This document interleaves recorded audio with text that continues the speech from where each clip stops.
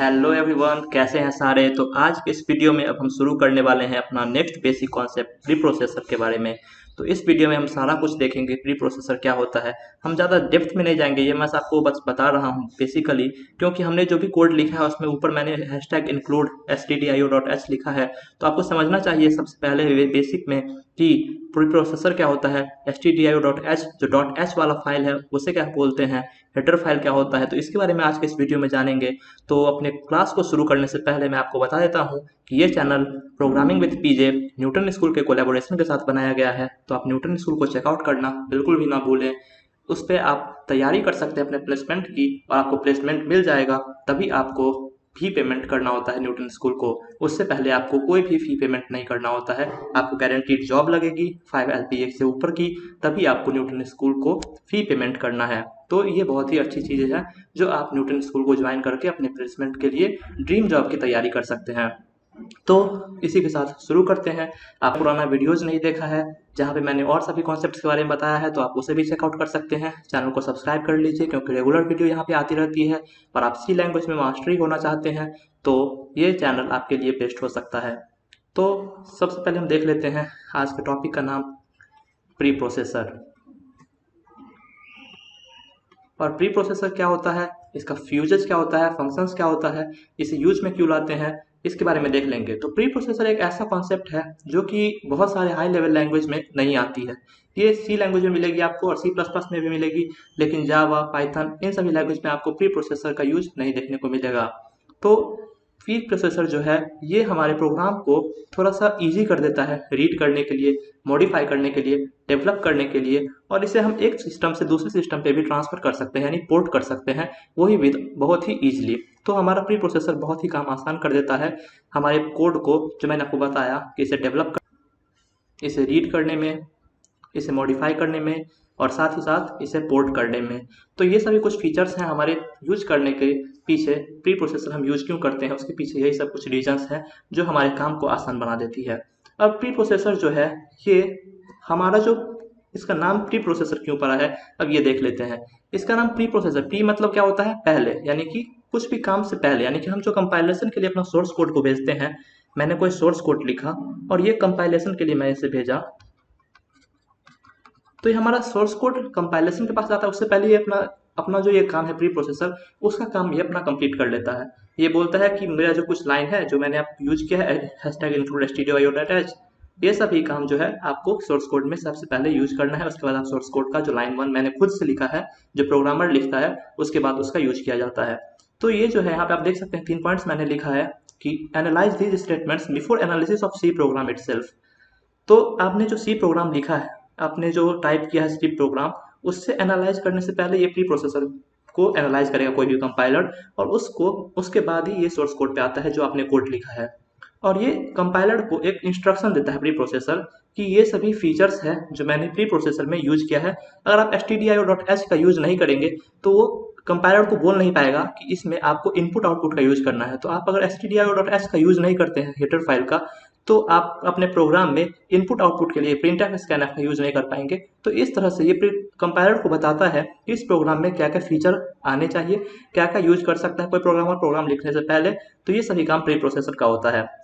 तो इसलिए बहुत इंपॉर्टेंट हो जाता है हमारा प्री प्रोसेसर, इसे समझना। तो हम आज इसे डेप्थ में नहीं समझेंगे, ये मैं बस आपको बेसिकली स्टार्ट के लिए बता रहा हूँ, क्योंकि आपको आइडिया होना चाहिए कि प्रोग्राम कैसे काम कर रहा है।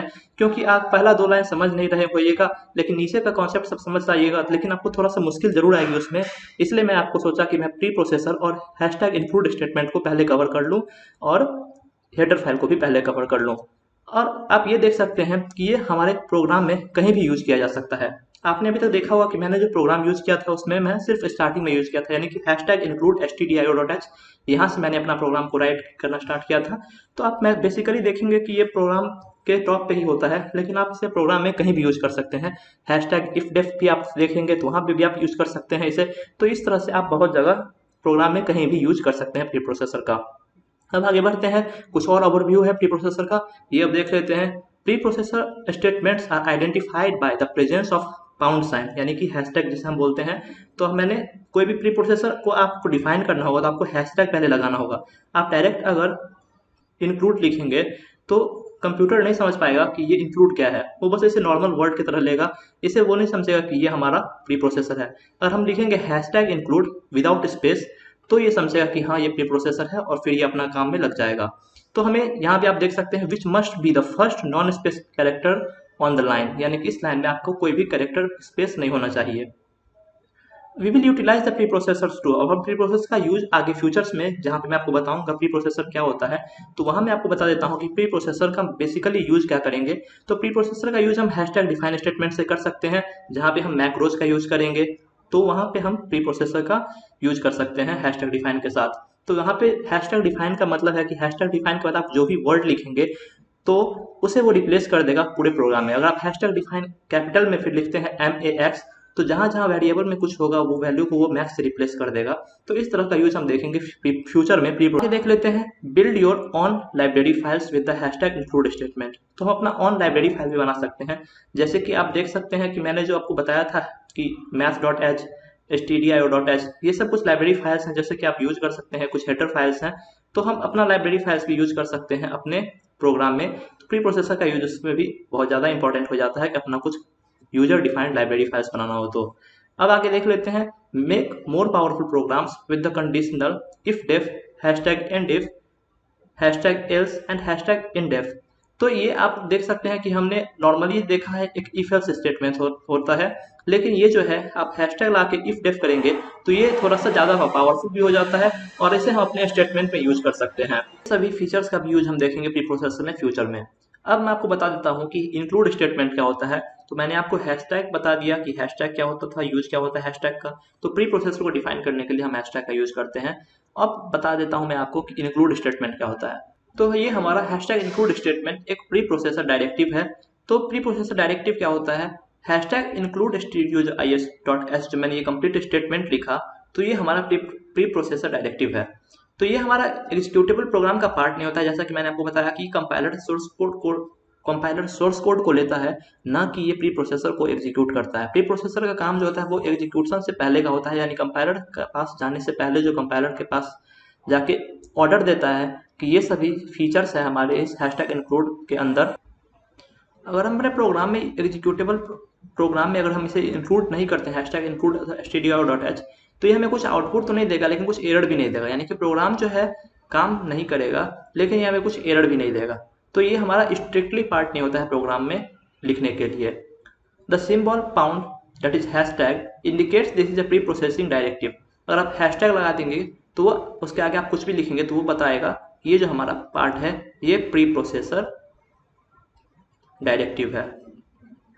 तो कोई भी पार्ट को आपको बताने के लिए कि ये प्री प्रोसेसर डायरेक्टिव है, आपको उसके आगे में हैशटैग लगाना होगा। An instruction to your compiler to do something before compiling the source code. जैसा कि मैंने आपको बताया कि एक कंपाइलर को एक इंस्ट्रक्शन देता है कि इस हैशटैग इस प्रोसेसर डायरेक्टिव में ये सभी फीचर्स हैं, तो आपको अपने प्रोग्राम में उस सभी फीचर्स को ऐड करना है। तो ऐसा ये ऑर्डर देता है कंपाइलर को, और फिर कंपाइलर उसी हिसाब से अपना आपका जो प्रोग्राम आपने राइट किया है उसे वो रन करता है। और यहाँ पे बहुत सारे प्री प्रोसेसर डायरेक्टिव हैं जो कि आप देखेंगे फ्यूचर में, जहाँ पे मैं आपको प्री प्रोसेसर के बारे में इन डेप्थ में बताऊंगा। फिलहाल आपको बस अभी हैशटैग इंक्लूड देखे हैं, तो उसके लिए मैं आपको हैशटैग इंक्लूड और stdio.h के बारे में बता रहा हूँ। Preprocessor directives are usually some at the beginning of the program source file but they can be elsewhere। Pre processor directive जो है वो आप सोर्स प्रोग्राम में कहीं भी लिख सकते हैं, लेकिन हम यूजुअली देखते हैं कि ये हमारा बिगनिंग में ही होता है। जैसे कि आप हैशटैग इंक्लूड से प्रोग्राम शुरू करते हैं तो हमारा बिगनिंग हो गया, लेकिन आप अगर चाहें तो अपने प्री प्रोसेसर डायरेक्टिव्स को प्रोग्राम में कहीं पे भी रन कर सकते हैं। Similar to import statement in Java. अगर आप जावा का बारे में थोड़ा बहुत भी जानते हैं, तो जैसा हम जावा में इम्पोर्ट करते हैं स्टेटमेंट को, तो वही कुछ काम यहाँ पे सी में कर रहा होता है हमारा प्री प्रोसेसर डायरेक्टिव। अब मैं आपको बता रहा हूँ कि एक एग्जांपल मैं आपको दूंगा, तो वहाँ पे आपको दिखाऊंगा कि हैशटैग इंक्लूड जो है प्रोग्राम में stdio.h लेता है, उसका यूज क्या होता है। तो stdio.h जो है ये हमारा सी सोर्स फाइल नहीं है। सी सोर्स फाइल क्यों नहीं है, क्योंकि सी का जो सोर्स फाइल होता है वो .c से खत्म होता है, ना कि .h से खत्म होता है। तो .h से जो हमारा ये फाइल खत्म हो रहा है इसका नेम होता है हेडर फाइल।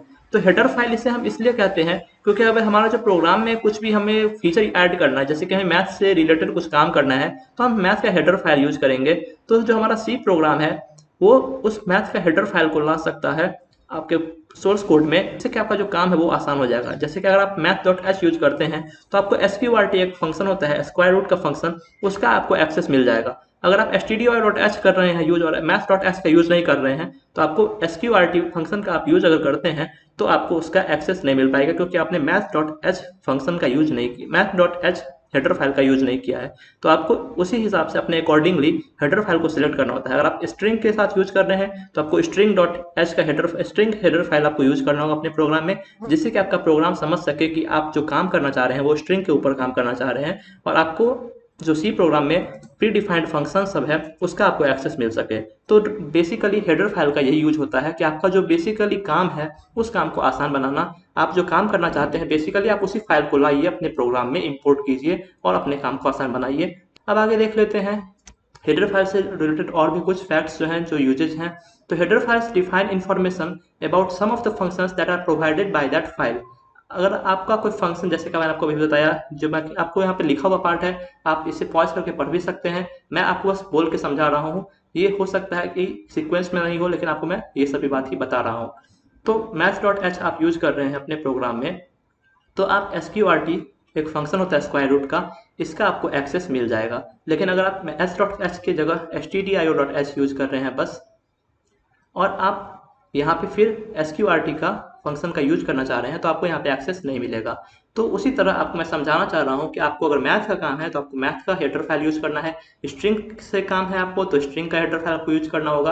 अगर आप कोई भी हेडर फाइल इंक्लूड नहीं करते हैं, अपने इंपोर्ट नहीं करते अपने प्रोग्राम में, तो आपको उससे रिलेटेड फंक्शंस का एक्सेस आपको नहीं मिलेगा। तो आपको इस बात का ध्यान रखना है कोई भी प्रोग्राम लिखने से पहले कि आपका काम क्या है उस प्रोग्राम में, आप क्या क्या फंक्शंस को लाना चाहते हैं, क्या क्या हेडर फाइल को इंक्लूड करना चाहते हैं, ये सब आपको पहले देख लेना है। उसके बाद ही आपको अपना प्रोग्राम को राइट करना स्टार्ट करना है।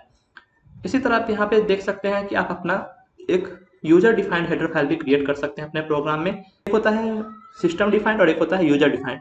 तो सिस्टम डिफाइंड जो होता है कि वो सिस्टम जो खुद से डिफाइन किया हो, जिसका सोर्स कोड सिस्टम के पास पहले से है और वो आप डायरेक्ट इंपोर्ट कर सकते हैं। और एक होता है यूजर डिफाइंड जो आपने खुद से डिफाइन किया है और आप उसे इंपोर्ट कर सकते हैं अपने यूज के हिसाब से, अपने अकॉर्डिंगली। तो इस तरह से आप एक यूजर डिफाइंड हेडर फाइल भी क्रिएट कर सकते हैं। आपने अगर देखा होगा कि #include stdio.h जैसे कि मैंने किया है, तो stdio.h होता है इनपुट और आउटपुट के लिए यूज में किया जाता है, इनपुट आउटपुट। तो इनपुट आउटपुट के लिए आपको अगर यूज करना है इसे, तो आपको printf यूज कर सकते हैं। अगर आपने stdio.h का यूज नहीं किया अपने प्रोग्राम में, आपने अगर stdio.h नहीं डाला अपने प्रोग्राम में, तो आपको printf, ये भी एक फंक्शन है, scanf, ये भी एक फंक्शन है, इन सभी फंक्शंस का आपको एक्सेस नहीं मिलेगा। इसीलिए हम हमेशा अपने प्रोग्राम में stdio का यूज करते हैं, ताकि हम भी कुछ इंफॉर्मेशन दे सके कंप्यूटर को, और कोई यूजर भी scanf के यूज से एक इंफॉर्मेशन दे सके सिस्टम को। तो इसीलिए ये सभी चीज़ें हमारे दिमाग में होनी चाहिए कि हम कोई भी प्रोग्राम लिख रहे हैं तो कौन कौन से हेडर फाइल की ज़रूरत पड़ सकती है हमें। अब आगे देख लेते हैं हेडर फाइल्स का सिंटैक्स। हेडर फाइल का सिंटैक्स क्या होता है? तो सिंटैक्स जो है बेसिकली हमारा होता है एक हैशटैग, मैंने आपको बताया pound symbol, hashtag include without space, आगे में कुछ स्पेस नहीं है, और एक होता है एंगल ब्रैकेट। आप यहाँ एंगल ब्रैकेट देख रहे होंगे, और डॉट कोई नेम है .h, यानी कि ये हेडर फाइल है। और एक आप यहाँ देख रहे हैं दूसरा सिंटैक्स हैशटैग इंक्लूड, सब कुछ सेम है, बस यहाँ पे एंगल ब्रैकेट की जगह आप कोटेशन मार्क देख सकते होंगे। तो इस कोटेशन मार्क का मतलब हुआ कि ये यूजर डिफाइंड हेडर फाइल है। तो जैसा कि मैंने आपको बताया कि ये यूजर डिफाइंड हो गया और ये सिस्टम डिफाइंड है, सिस्टम डिफाइंड हेडर फाइल। तो दो तरह का हेडर फाइल होता है, आपको मैंने पहले बताया था, सिस्टम डिफाइंड, यूजर डिफाइंड। आप अगर एंगल ब्रैकेट यूज करते हैं हैशटैग इंक्लूड के साथ तो वो हमारा सिस्टम डिफाइंड है, और अगर आप हैशटैग इंक्लूड डबल कोटेशन के साथ यूज करते हैं तो वो हमारा यूजर डिफाइंड है। अब एक बात आपको ध्यान में रखनी चाहिए कि आप कोई भी हेडर फाइल यूज करते हैं उसे आप चाहिए कि आप स्मॉल लेटर्स में यूज करें, क्योंकि बहुत सारे सिस्टम जो होता है वहाँ पे आपका हेडर फाइल केस सेंसिटिव होता है। तो आपके सिस्टम पे अगर हेडर फाइल केस सेंसिटिव नहीं है तो आप यूज कर सकते हैं कैपिटल में भी, लेकिन आपका बेस्ट प्रैक्टिस होता है कि आप हेडर फाइल को स्मॉल लेटर्स में ही लिखें। Every C compiler that conforms to the C11 standard will have a set of standard header files applied within it। तो आपने अगर देखा होगा C11 जो ये हमारा वर्जन है C लेवल का, C लैंग्वेज का, तो उसमें एक होता है स्टैंडर्ड हेडर फाइल्स का जो कि आप यूज कर सकते हैं।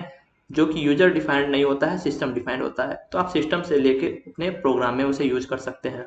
You should use hashtag in def and define hashtag define to protect against multiple inclusion of a header file.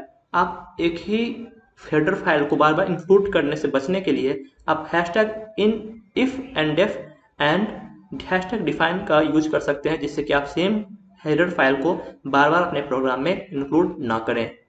तो बेसिकली आपको इतना चीज़ का ध्यान रखना होता है अपने प्रोग्राम को लिखने से पहले कि हैशटैग इंक्लूड क्या हुआ, हैशटैग हमारा stdio.h क्या हुआ। तो इसी के साथ मैं आज का ये लेक्चर यहाँ पे ख़त्म करता हूँ। आपको मैं उम्मीद करता हूँ कि आपको ये प्री प्रोसेसर हेडर फाइल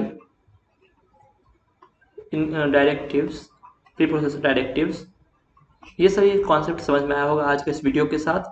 तो आप इस चैनल को सब्सक्राइब कर सकते हैं, वीडियो को लाइक कर सकते हैं, अपने दोस्तों के साथ शेयर कर सकते हैं जिसे सी लैंग्वेज सीखना है, और इस वीडियो को शेयर भी कर सकते हैं। तो मिलते हैं नेक्स्ट वीडियो में, और नेक्स्ट वीडियो में हम एक नए कॉन्सेप्ट के साथ आएंगे। बेसिक कॉन्सेप्ट होगा जिससे कि हम अपने कोड में और इन डेप्थ में जा सकें। Thanks, have a nice day, bye bye.